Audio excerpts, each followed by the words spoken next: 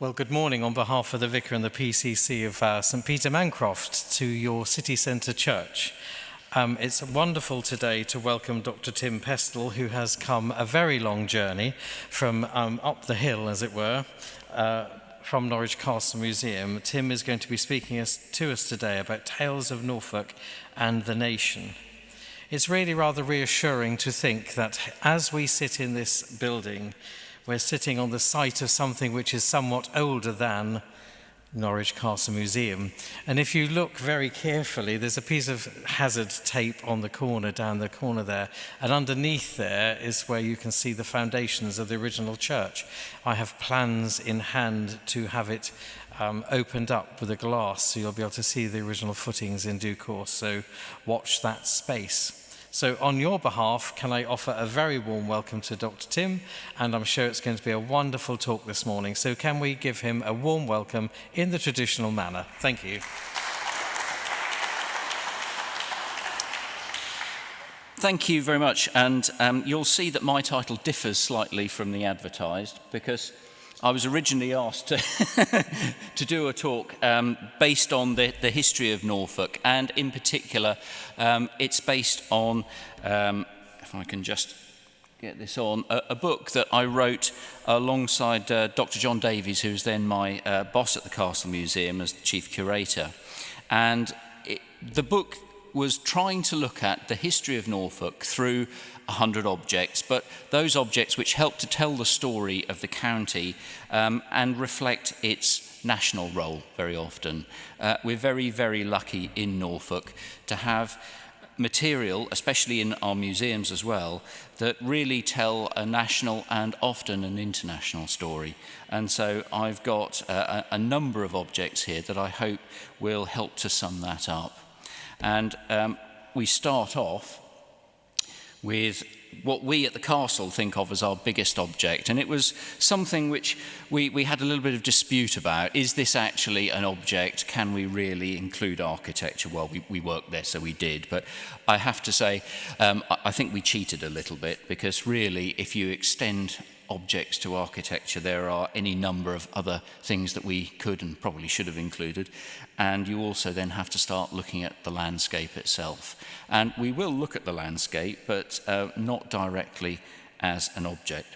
So instead, I want to start with this, a painting by Maggie Hambling called Big Sea, which is in our museum at Time and Tide in Yarmouth. And it's really put there to reflect the fact that Norfolk and East Anglia really is a place that has been made by, evolved with, and always lived in a dialogue with the sea. The North Sea is not just a barrier to the continent, but it's a highway. It's a way that international trade has always been undertaken, and connections, social, economic, political, have been conducted. And Hambling is from Sudbury, so she's from south of the border, sadly, but she's best known as a local artist, probably for her shells on Aldborough Beach, but a very well-known artist. And so I think that her painting of Big Sea reflects this 150-kilometre coast that we have, and therefore the way that Norfolk has always lived in relation to the sea. And our first object takes us along the coast to Haysborough, and it's the Haysborough hand axe. And the Haysborough hand axe was originally found embedded in clay, exposed at low tide in 2000, and it was an immensely exciting object which my colleague at the time, Peter Robbins, made sure he bolted down and got donated to the castle as soon as it was brought in, because it is of such enormous importance. When it was found, it was the earliest hand axe in Britain, and for a time it was the oldest, if not human, hominin tool in Europe. It's something of immense importance and interest. And it's something which then focused more research. Now, Peter had recognised that there were a lot of these Paleolithic hand axes that had been recovered from the Norfolk coast. And when he saw this one, he could see that it was fresh. It had been found in the clay, so it was in situ. It was still had its original archaeological context. Every other hand axe that had been found up until then had been ripped out of its context and rolled. But the pristine nature of this showed that it was possible to date it.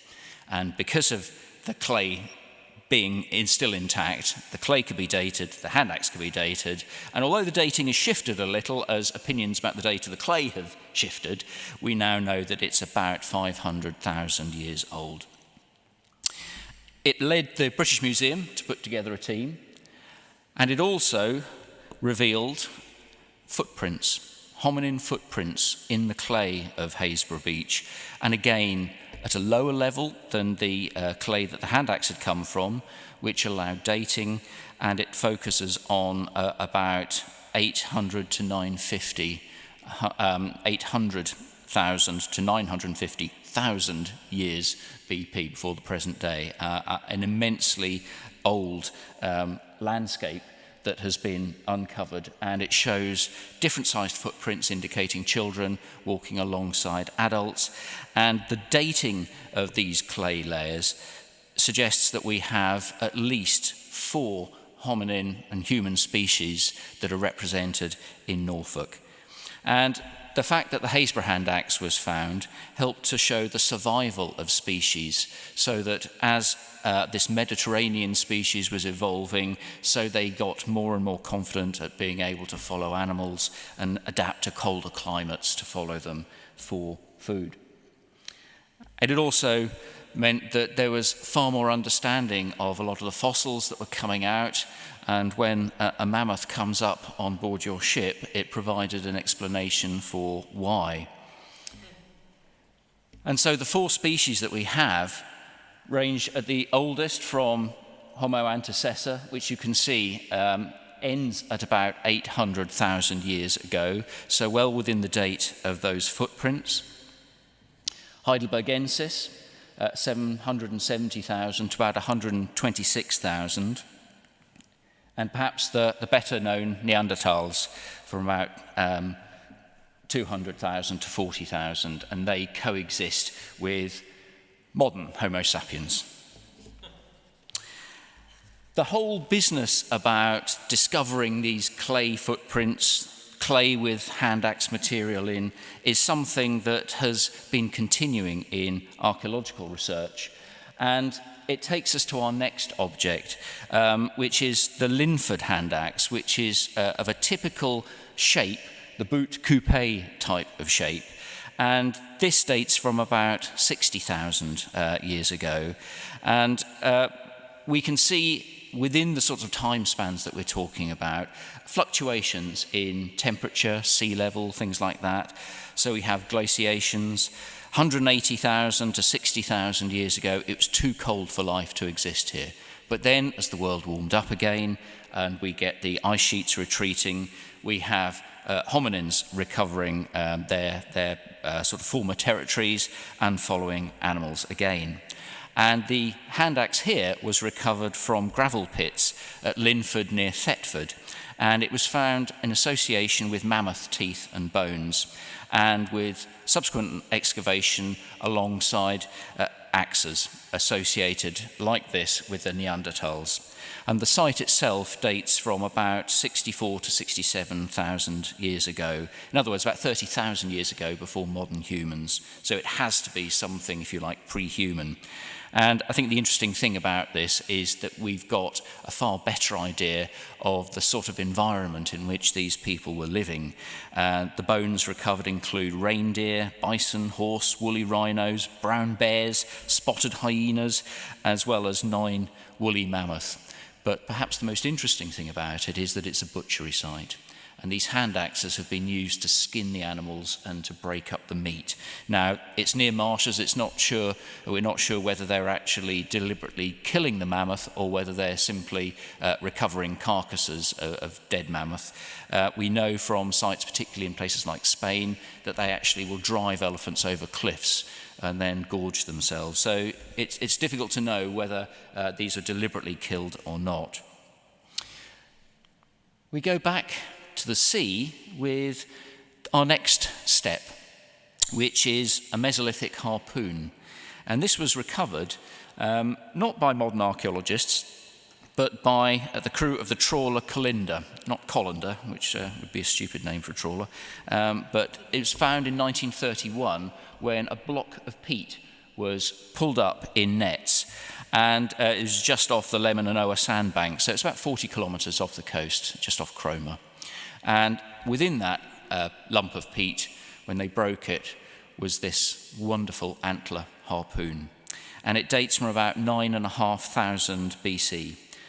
In other words, it falls into the Mesolithic period between about 15,000 and 5,000 BC. And the most interesting element of it was it suggested that there was human occupation that was going on within the area of the North Sea, but which wasn't quite understood. And it wasn't until about 15 years ago, 20 years ago, that archaeologists first started to realize that they could interpret the seismological data that the oil exploration companies had been getting from the North Sea, that they realized that they could get an insight into what has become called Doggerland after the Dogger Bank. The oil companies, of course, were interested in the stuff much lower down, but they did have the soundings from just underneath the seabed, and that was what was containing the peat of things like these river valleys. And here we have a huge basin, and the Dogger Bank is just to the north. And year on year, the sea gradually rose, and it's probably only about a metre a century, until ultimately, although it would be recognizable that the landscape was changing, the suggestion is something like a tsunami would have flooded what would have been originally dry land and created ultimately the North Sea. And if you're hopping on a jet to Leiden in the next few weeks, you'll actually be able to see an exhibition on Doggerland at the National Museum. Sadly, I haven't been able to go, but we do have the Haysborough hand axe and the Mesolithic harpoon here represented at the exhibition. And so radiocarbon dating of the peat associated with the sort of banks of, in the area of the Lemon and Ower date to around 9,800 BC. So in other words, this wonderful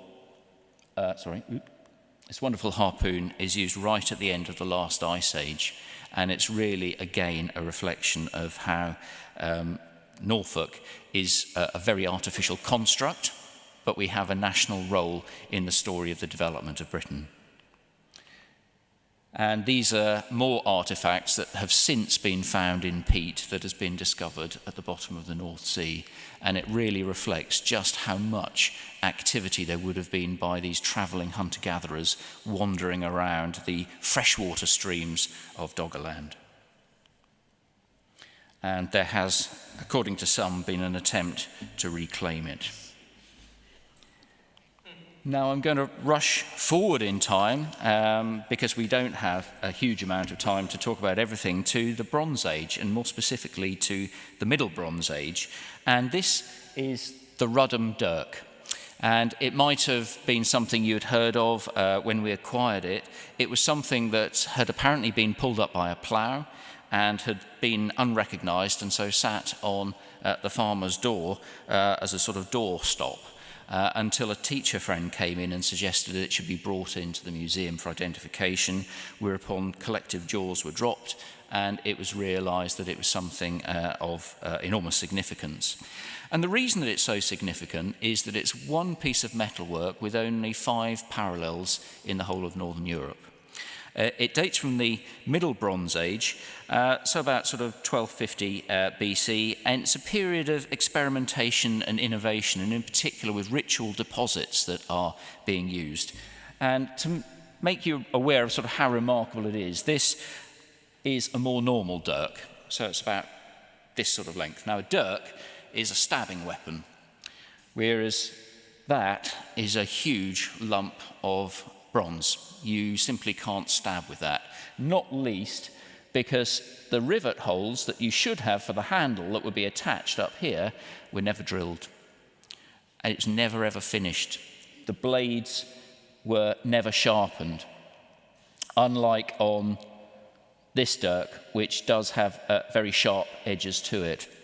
But the most interesting thing about Oxborough, as you just been given a sneak preview of, is that there was, of Ruddum, sorry, is that Oxborough had a dirk also found at it about 20 years before.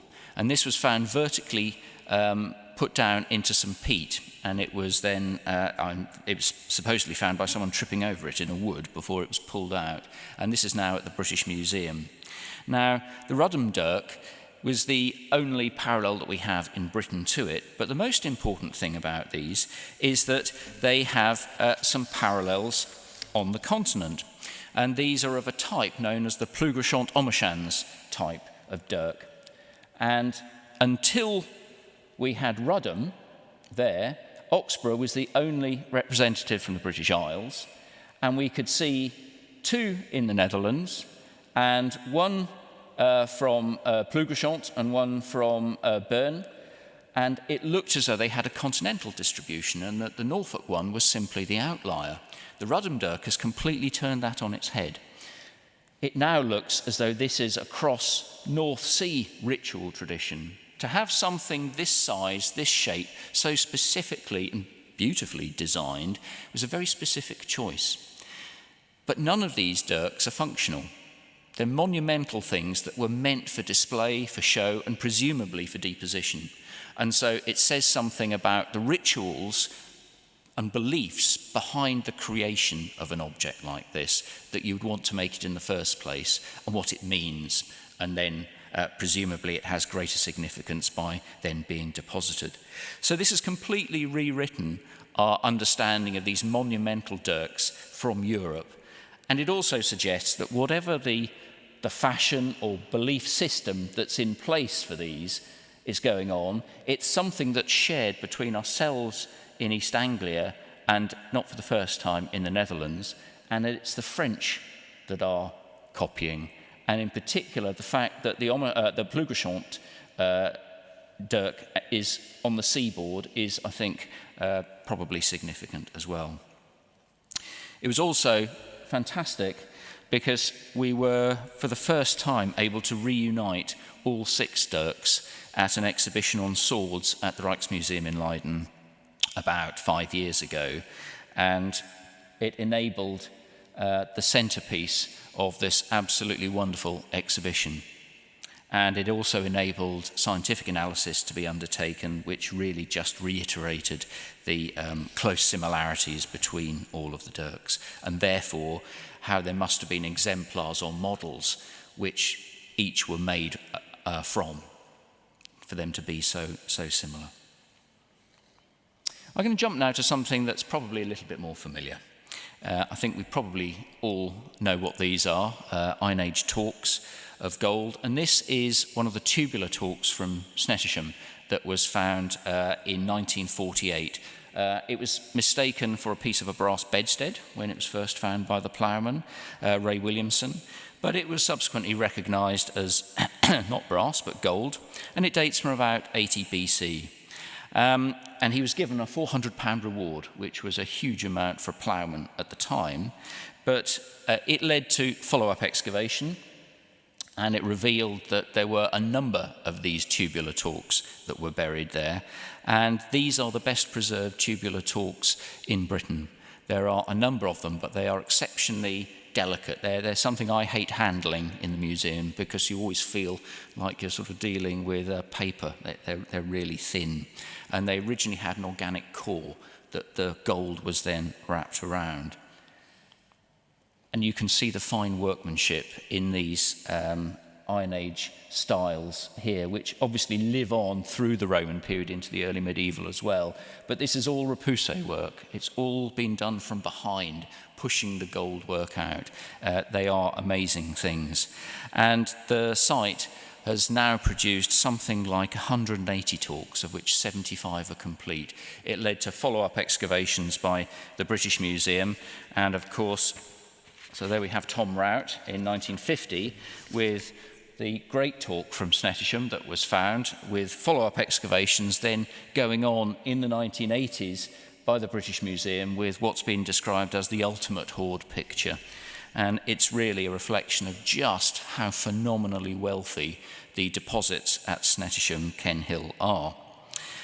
Now, it's interesting to note the way that interpretation has changed over time, and this is not perhaps surprising. It's also moved with the Treasure Act, or at least maybe the Treasure Act, which replaced treasure trove, had to move with it. Because when these were first found, they were presented as something like a treasury of the Iceni that were buried with the intention of recovery. And that meant, by the by, that it fitted into the law of treasure trove, where if you bury a hoard of coins and you have the intention to recover them, then they belong to the crown. If, however, you bury something and you don't intend to recover it, then it belongs to the landowner. And the sort of test case to think of this is Sutton Hoo, because actually Sutton Hoo belonged to the landowner. She gave it to the British Museum, and it was an enormously generous donation as well. So the idea was originally that there was some sort of treasury, but now it's increasingly the view by archaeologists that these are ritual depositions. These are deliberately buried, presumably as offerings to the gods, and it really reflects the fact that Snettisham has to be a ritual focus. And I think it's also interesting in that case to then note that there comes to be a polygonal Roman temenos on the site, with a temple at the centre of it, but also that we now have 5 Bronze Age hoards from Snettisham, which seems to suggest that it might have some sort of numinous past that goes back even further than the Iron Age. What I also find interesting is that when you look at this map from Cunliffe's Iron Age Britain, you can see the distribution of torques. A large hoard of silver torques from Ipswich, now in the British Museum, but this real band of torques that seems to form a boundary to East Anglia. Now, given the sorts of political relationship to wealth, and especially to deposition, you've got to be really wealthy to extract and make something of gold. You've got to be really, really wealthy to then just stick it in the ground. It suggests that you've got potentially some sort of political border here, and that is marking an edge of territory, which I think is particularly interesting. And again, it reflects physical geography for East Anglia as well. Now, this is a coin, and it's interesting to us because it's a coin of Prasutagus, and he is thought to have reigned about AD 35 to 45, and it was found as part of a hoard of coins in Fincham in 1992. Now, with the Claudian invasion in 43 AD, there were a number of these client kingdoms, probably based on tribal groupings that were set up, and local treaties were made. And it was the way that the Romans managed to get for the local tribal people to rule themselves, and basically it was turning poachers into gamekeepers, if you like, by taking on their own leaders to rule for them. And so Prasutagus is our first named leader, probably a Roman appointment. But the most notable thing about his coinage is that it differs from a lot of earlier Iron Age or Icenian coinage, and you can see the very clear Roman influence in having a bust here, which reflects contemporary coins by Claudius and Nero. And it's one of only 15 of these coins. Also, it has a Latin inscription, which reads sub ui prasto essico fecit. Under King Prasutagus, essico made me. So again, a very clear Roman-influenced coin within an Iron Age context. And indeed, the coin hoard obviously appears at the end of this sort of free Iron Age before we think of the Roman period proper. And of course, Catus Decianus, the procurator of Britain, was sent to East Anglia after Prasutagus died in AD 60, when his handling of the way that the family were made to leave the land and deal with his family led, of course, to the Buddhican Revolt, something which, again, is one of the most famous episodes of late Iron Age, early Roman history, not just in Norfolk, but in the country.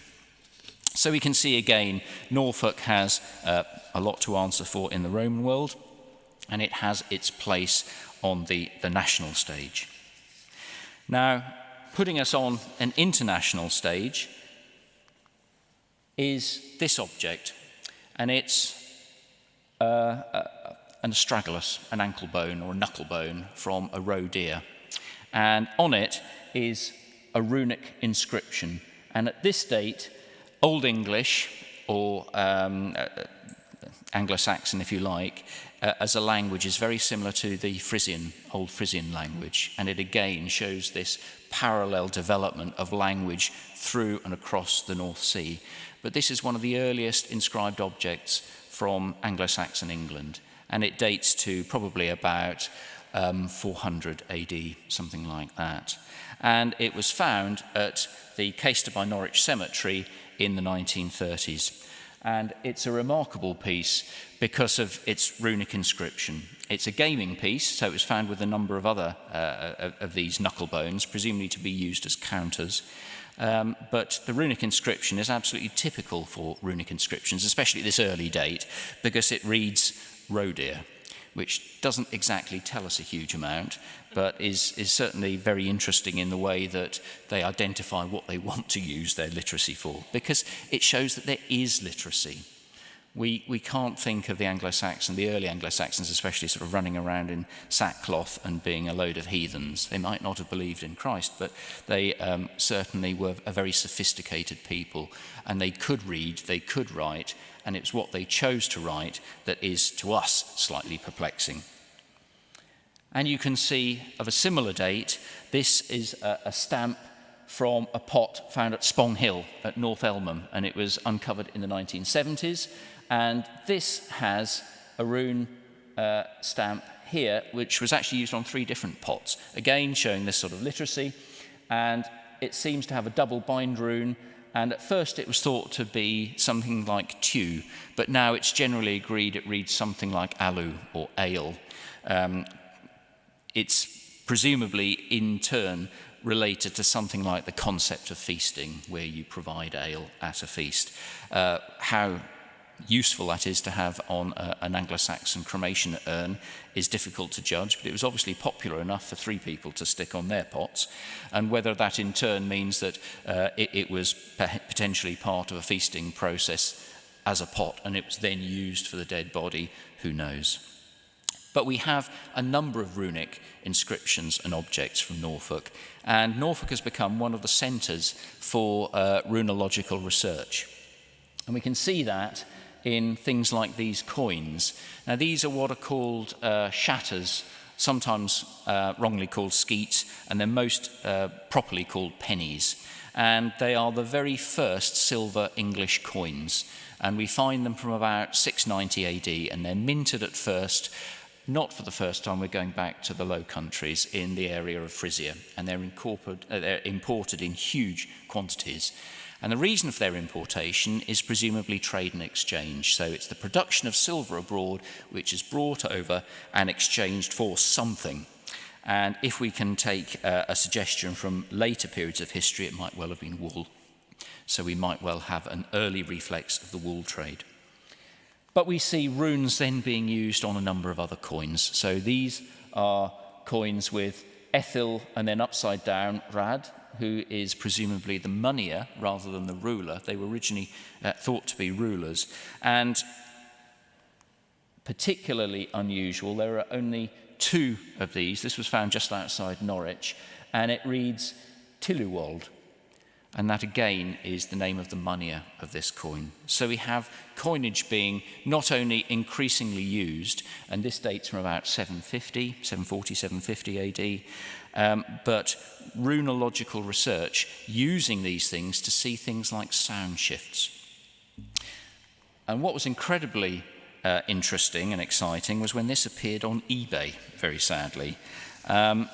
The shame of it is that the exact find spot wasn't known. It was being sold by somebody who bought it from a metal detectorist at a metal detecting rally, and he stuck it on with a broken Pilgrim badge, and we were luckily able to find someone who was able to buy it for us and donate it to the museum. And the reason that it's so interesting is it probably comes from the March area. It has runic inscriptions on 2 sides, and they seem to be by different hands. So it's showing at least 2 people very well versed in not only their language, but how to write that language. And on this side, on the It doesn't show up very brightly, I'm afraid. You can just about see the red dot. On this side, it seems to have the names of the 4 evangelists, and that they're written in Latin. So we've got an Anglo-Saxon person who is able to read and write, must be Christian, who is writing in Latin, but using the native Anglo-Saxon runic alphabet to write in. As we go on, we find more and more evidences of these runic writing and the scholarship that must go behind them. Because this was found on a pipe trench excavation by a metal detectorist who was actually also working as an archaeologist on the site. And it's got a very lightly incised runic inscription here, and it's one half of a tweezer. It's one arm from a tweezer. Now, the interesting thing about tweezers is that, as we'll see, we've got a number of them with runic inscriptions. This one seems to read, "Let him who can read understand."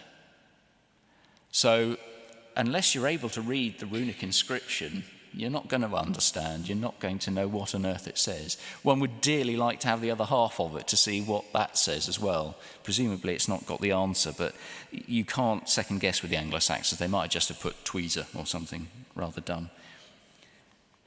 And this is another one. This is from Heacham. In this particular case, the runic legend is garbled.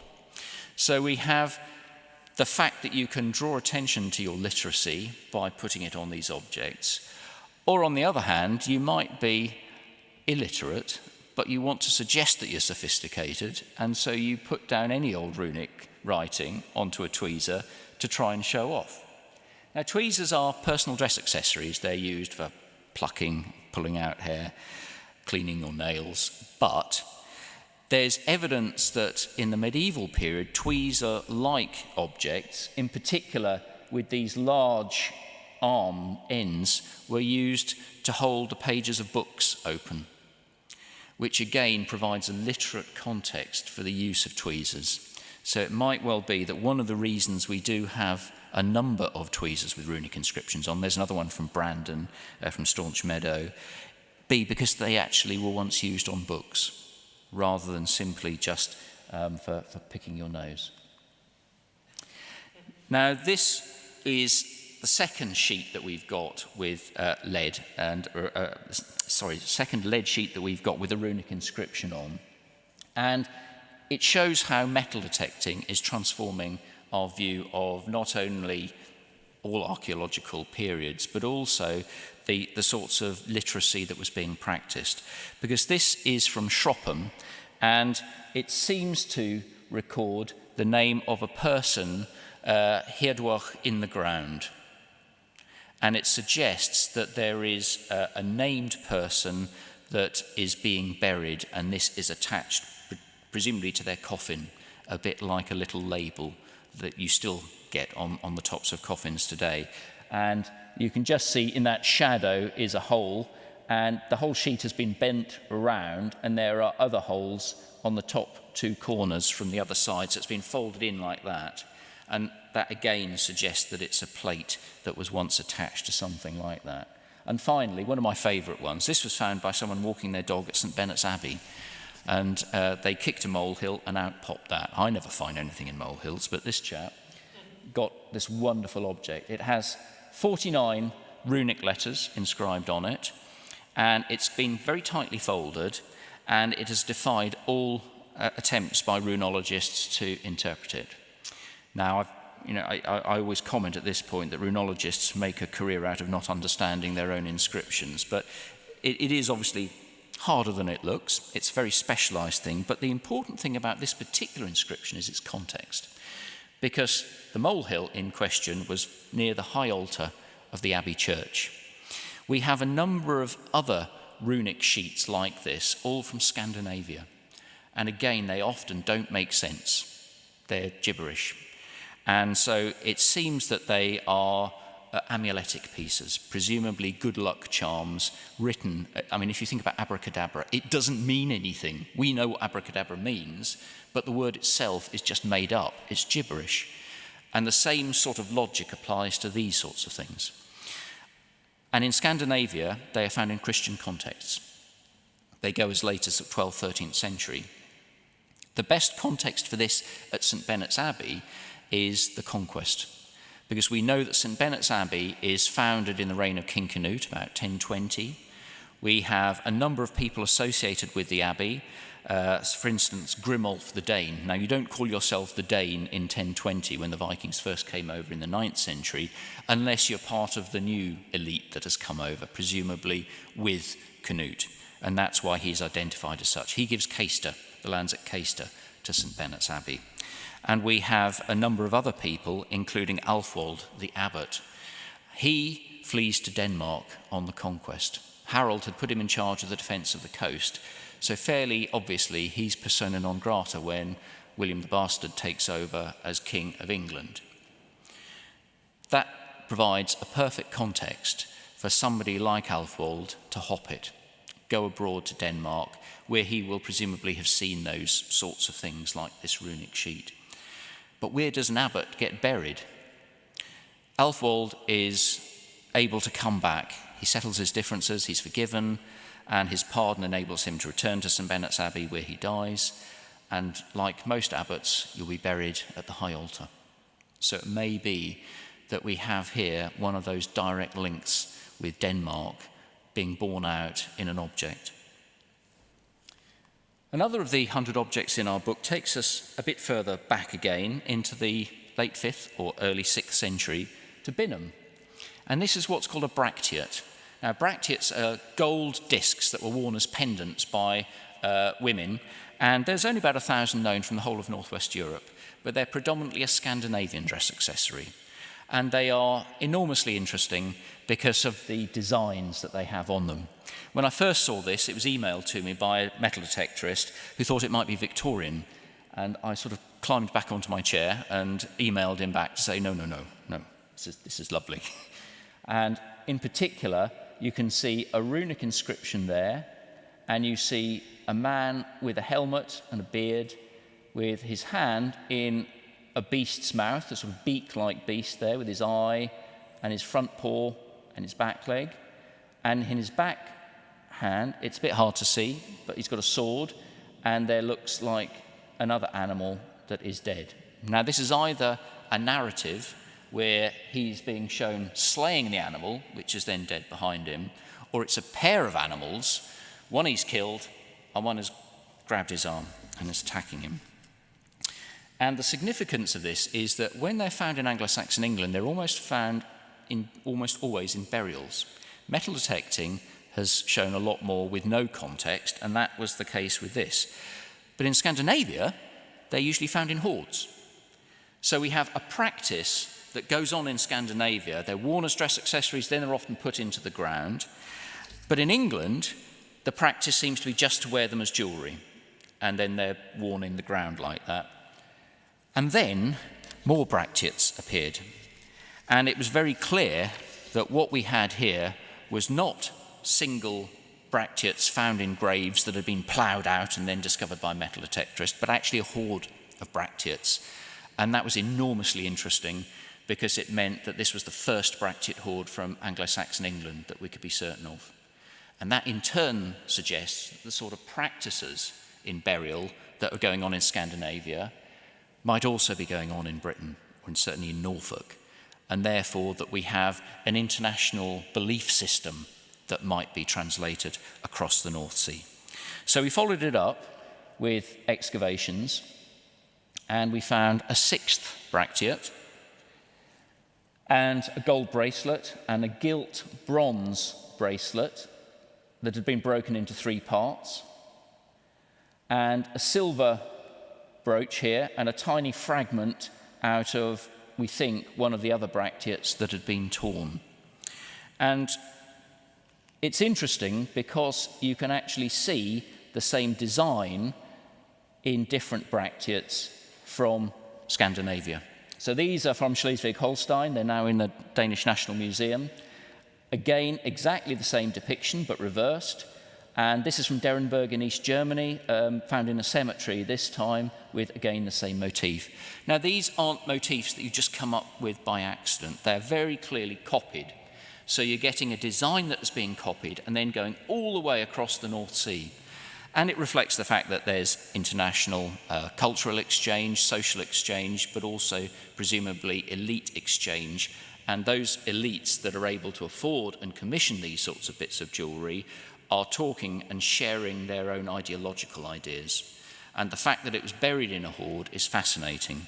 And as an aside, there are 3 bracteates of one design, 3 bracteates of a second design, which is based on a Roman coin showing an emperor.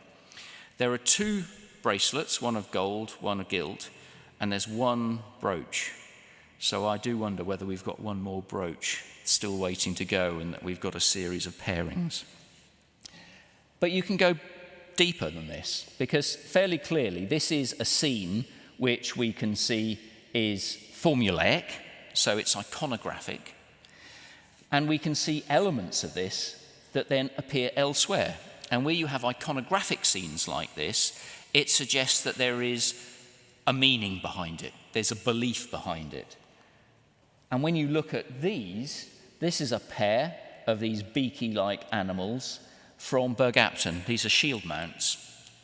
And there was another shield mount that was sold by Bonhams with absolutely no provenance other than from Norfolk, very highly gilt.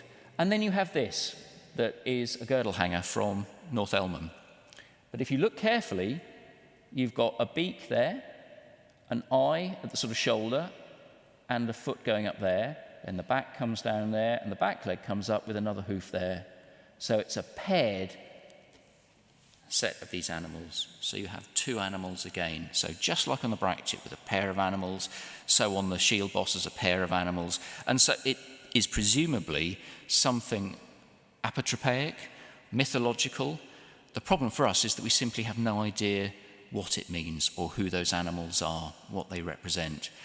And the big problem that we have is a lot of mythology, pre-Christian religion, is interpreted through the lens of Viking pre-Christian religion, which in turn has as its source 13th century Christian monkish writings. So we're having to go a very long way back, whereas these are primary sources for Anglo-Saxon religion. The fact we don't understand it in a way doesn't matter.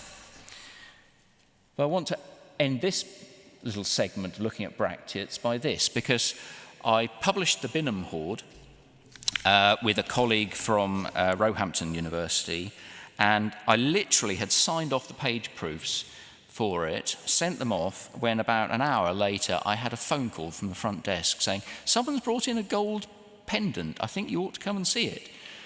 And it was this, a Bracteate from Eccles Beach. And at first, I could see there was a very strong design on it, but I couldn't understand what that design was. And it wasn't until I turned it upside down that I could see it. And what we have is the brow ridge of a man whose nose is there. There's his eye, and there's his beard, lovely spiky beard, and he's sitting on a horse. There is the eye, there's the ear, there's his mouth, and there's his tongue lolloping out. That's his upper body. And his front leg, with his hoof there, that's his back, and there's his back leg coming down, and there's his tail. And that is ultimately derived from motifs of Roman emperors on horseback. And it's a motif that's taken from the Roman world, and it's copied, and the copy is copied, and the copy of the copy is copied, until you end up with an abstracted design like that, which I think is absolutely beautiful, and it's something that Picasso himself would be really happy with. And I think it reflects the fact that we shouldn't be looking at Anglo-Saxon art through the lens of Roman art, and that classicizing art. We have to look at Anglo-Saxon art in its own right. And when you look at the distribution of Bracteates in Norfolk, you can see the coastal distribution that a lot of them have, and again, that sort of riverine nature in West Norfolk, and then we now have 2 from Rendlesham. And interestingly, we have this big cluster up on the North Norfolk coast, and that to me suggests that there is some power centre with the people that not only have the continental connections, but the wealth to commission these things and then bury them in the ground. Now, when we're talking about wealth, we often think about things like this. This is the Harford farm brooch, which was made about sort of 610, 650, and it was buried just outside the city at the Harford farm in Caister, St Edmunds. And it has a runic inscription on the back of it, again, absolutely wonderful, because it says, Luda repaired the brooch. And if you look at the front of the brooch, you can see this big patch that he put in. He's not a very good craftsman, but he's very proud of his work, which is why he put his name there. And the name Luda, or Tuda, depending on the sound quality of that first rune, is something that you see in the personal names of Luddum and Tuddenham. So again, we've got a very real connection with the sorts of names of people living in Norfolk at the time. Now, Caister is most often thought about as a Roman town, but what's less known is that it's actually an Anglo-Saxon centre as well, and it's almost certainly the precursor to Norwich. Unlike a lot of medieval cities which have a Roman town underneath them, like Exeter or York or Lincoln, Norwich doesn't. It's an early medieval creation. And the reason for that is probably because the original trade area is focused on Caister St Edmund. And when you look at the map of Caister St Edmund, you can see that we have Harford Farm Cemetery on the high ground overlooking the town from here. We have a number of other cemeteries that are almost like a corona around the Roman town. And in particular, we have coinage, Anglo-Saxon coinage, of that shatter type that I showed you earlier on, occurring from the late 7th and the early 8th centuries, just over the river in what subsequently, keep pressing the wrong button, subsequently becomes Markshall Parish. And that in turn suggests that Caister was once a larger centre, and then it subsequently became divided, and that division seems to occur in about the 8th century.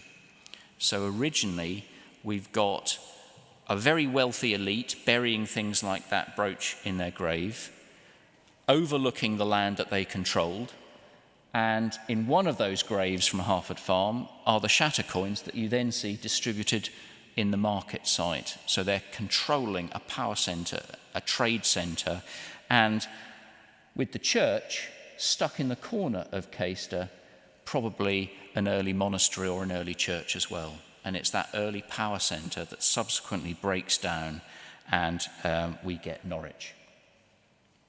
And there are a number of these trading sites that we can see across East Anglia. And so we have Caister, and in particular, there are a number of these on the Fen Edge. The Fen Edge repeatedly occurs as one of the wealthy places. It's obviously got fantastically fertile soil today, but that western edge is also where you get the big country houses. It's where you get the big Roman villas. It seems to be a very wealthy area throughout history. And the coinage that is appearing at those is that shatter coinage that's coming in from the continent. And so it is the riverine nature, the fact that it's right next to the sea, which is the key thing here. Because it's easy to ship very, very heavy goods by a boat across the North Sea. It'll take you a day, 2 days. You can get to Denmark in 3. So if the wind is right, you can shift things very quickly that are very heavy, whereas the roads are not metalled like today.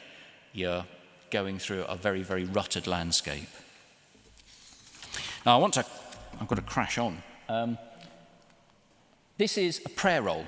And we're going now into the period of the medieval, and this is from Bromhome Priory. Now, Bromhome is a fantastic place. It's a Cluniac monastery that was founded in 1113 by William de Glanville.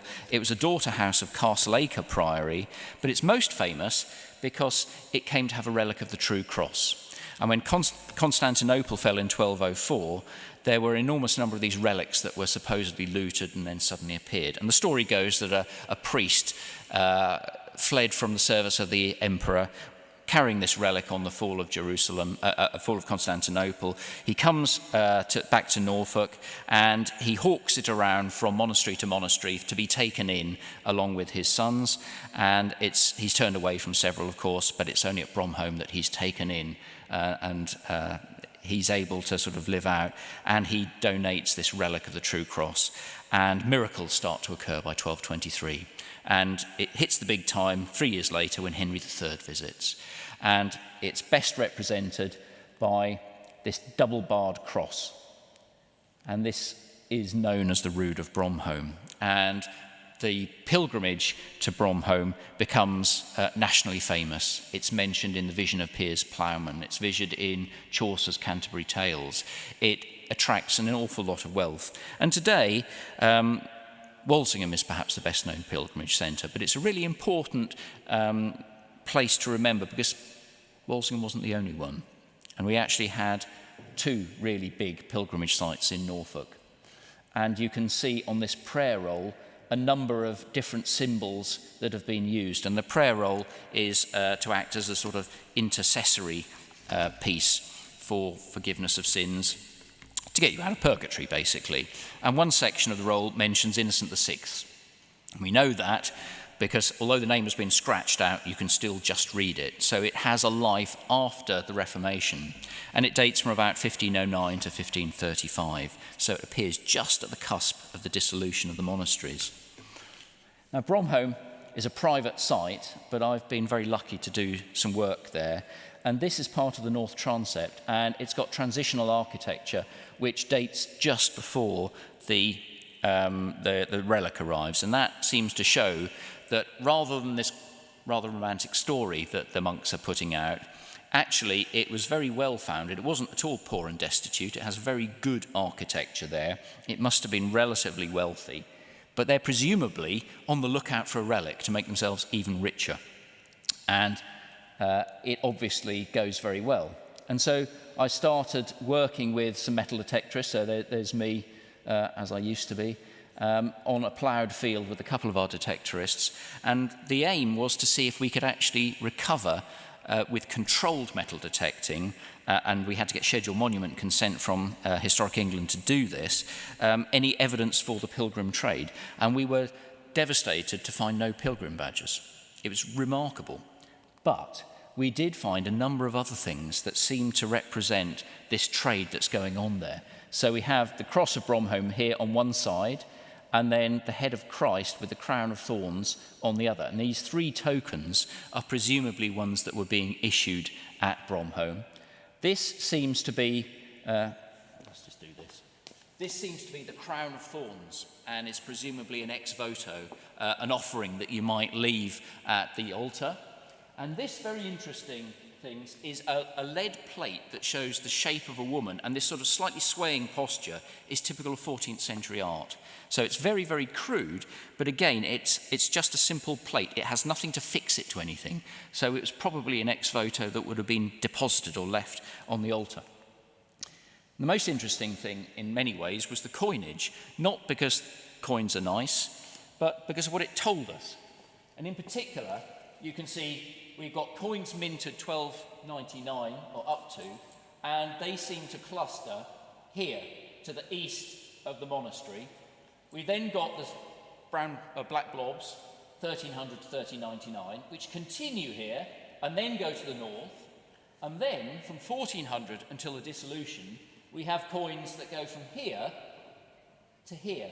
So what looks to be happening is that there is a place where pilgrims can trade, buy stuff. There's a market, and that market moves over time. And then ultimately, the dissolution doesn't get in the way. The tradition of a market exists. So even into the reign of Elizabeth I, Charles I, that same traditional area for the market that we see in the late medieval period is being continued. And it's only with Charles II that we see one example. I think there are two actually, there's one there. But basically, it seems to be the Commonwealth that deals the death blow to this religious site being used as a market, which I think is, again, quite interesting. Now, I'm going to go on now to the 19th century, and because I've not got too much time, but this is, I think, a very interesting item that was in the collections, and it's a convict token. And it reflects the change in society, and again, Norfolk's international dimension. Because the act of transportation was first started in 1714, and the idea was to deposit all the unwanted people into America, I won't make any more comments about that. But the War of Independence put an end to that. And it meant that there were men in particular piling up on hulks, old disused ships, and they had to think of some way to get rid of them. There was then, as now, a fear of crime as much as a reality of crime. And as a result of that, the penalty for many crimes was death by hanging, but people didn't want to actually kill people for stealing things, and so they often gave them longer sentences like transportation. And this particular token is for Mary Ann Adams, and she was somebody who, aged 34, was transported for life in 1834. And I was able to track down a number of documents associated with this particular person. Now, convict tokens were very often made from cartwheel pennies that were ground flat and then pecked with the name of the person, and they were used as a keepsake to hand on to the family before somebody went on their sort of trip not to be returning from. And so the Norwich Mercury of January the 25th, 1834, I found particularly interesting, because it reads, about 11 o'clock on Monday night, a young man of the name John Wen from Sutton was attacked by 2 females on the castle ditches, one of whhom knocked him down, while the other picked his pockets of a purse containing 4 sovereigns and 8 or 9 shillings.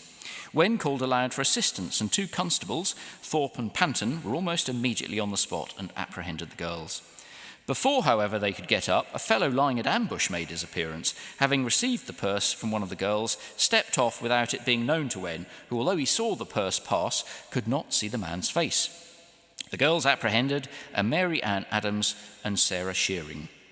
They were brought before the mayor on Tuesday and fully committed for trial at the assizes. Wen appeared very much bruised and ill-treated. Now, I wasn't able to find an account of the trial, but it turns out that Mary Adams was a dairymaid. She was sentenced to life, and this was commuted to transportation. And only 4 months later, she was sick on board the George Hibbert, waiting to be taken to Australia. And I was then able to follow her on her 127-day voyage, because we have things like the log of the medical surgeon on board, John Tarn. Mary Ann Adams, aged 23, convict, diseased or hurt, put on sick list 14th of July, discharged 25th of July, had suffered suppression of the menses for several months and had dyspeptic symptoms, debility and languor. In other words, she was on the sick list. She was so sick that her periods had stopped. And so you can see the sort of medical difficulties that she would have had. And I think the thing to really remember is what transportation involved, because once they were brought to Australia, they were then assigned to work for an individual, more or less like a slave. They were owed no money, and that in turn relieved the Crown of any cost of supporting the woman. And there was an imbalance of the sexes by about 6-to-1, males to females.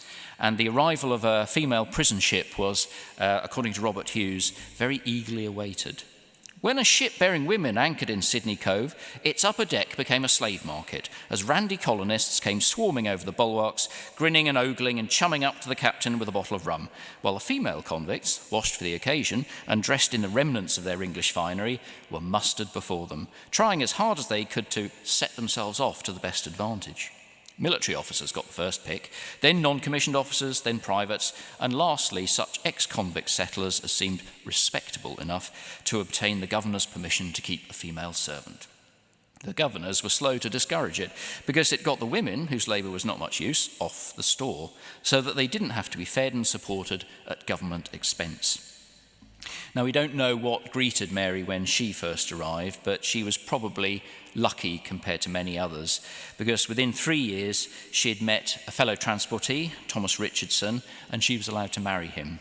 And after applying to the Reverend Bobart of Parramatta in 1837, we have a state record of the publication of bans. And she's finally recommended for a condition of pardon in September 1844, and in 1845, on the 11th of January, she was given her ticket of leave. In other words, she was made free. Now, Sarah Sharrod's path to Australia seems to have been rather more troublesome, and she is recorded as being a prostitute at one stage, which can be a very derogatory term used for a prisoner rather than a true prostitute.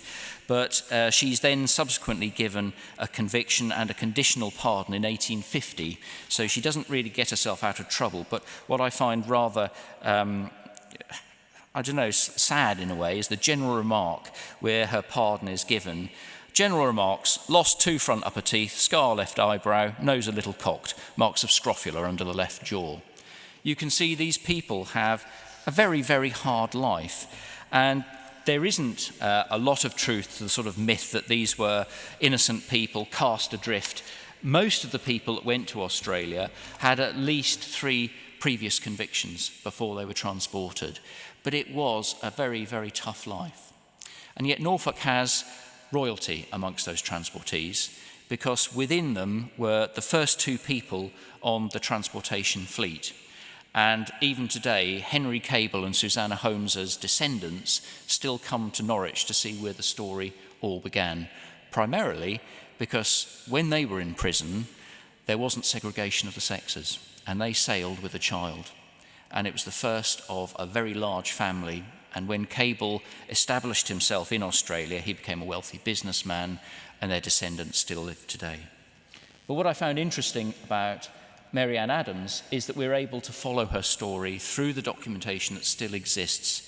But I think most humbling is the inscription that is on the reverse of it: when this you see, remember me when I am far away.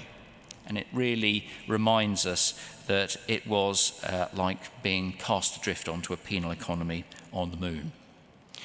Now I'm going to end with the way that Norfolk continues to have an international dimension, with the international strip, or the strip that we saw in the UEFA Cup.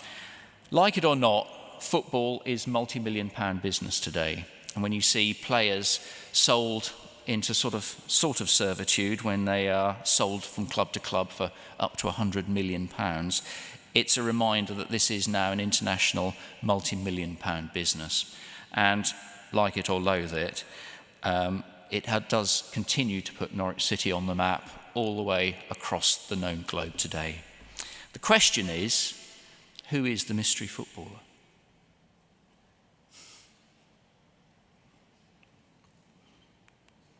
You might well remember this particular gentleman.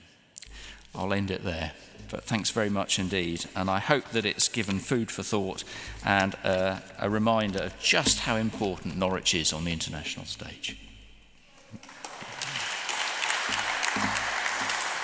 For those of you that didn't know, it was Mark Robbins.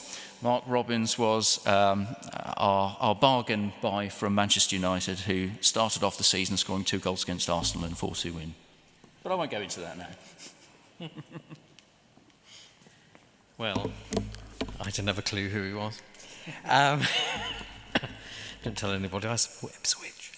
Anyway, on your behalf, can I thank Dr. Tim for what has been a very interesting talk this morning, starting off with my favourite artist of all, which is really weird because we were talking about her to start with, and I didn't even realise she was going to be popping up Maggie Hambling, and then going to that wonderful piece of art, which is also a very practical thing with the Haysborough hand axe, and taking us through history with talks, coins, Boudica turning up, of course, as well as lots of other places, and pilgrimage as well. And it's always good to remember that there was more than one in Norfolk, not just Walsingham. So thank you all for coming this morning, and also a special thanks to those who've joined us online on the church YouTube channel. All our talks that have been happening over the last week are available on the St Peter Mancroft YouTube channel, as are some of last year's as well, so do take a look at those. Tomorrow, 11:30, same time, same place, we have a talk about music making here at St Peter Mancroft, when we'll be finding out more about music and its importance here, and also, of course, our 2 church organs that we've got in the building currently, and of course the organs that have been here before that as well. So I would encourage you, if you are free tomorrow morning, to come and have a look and to listen to that. So on your behalf, once again, may I thank Tim for what has been a most interesting talk this morning. Thank you very much, Dr. Tim.